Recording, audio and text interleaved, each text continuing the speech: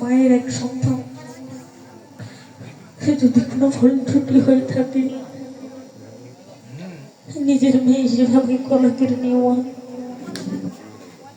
আমার যে সামনে রয়েছে উনি আমার ভাসতে হবে, ছোট কিশোরী, ওনার কণ্ঠে মধুর কণ্ঠে একটু শ্রবণ করি। জয় জয় নিতাই নিতাই করে প্রেমানন্দে হরি হরি।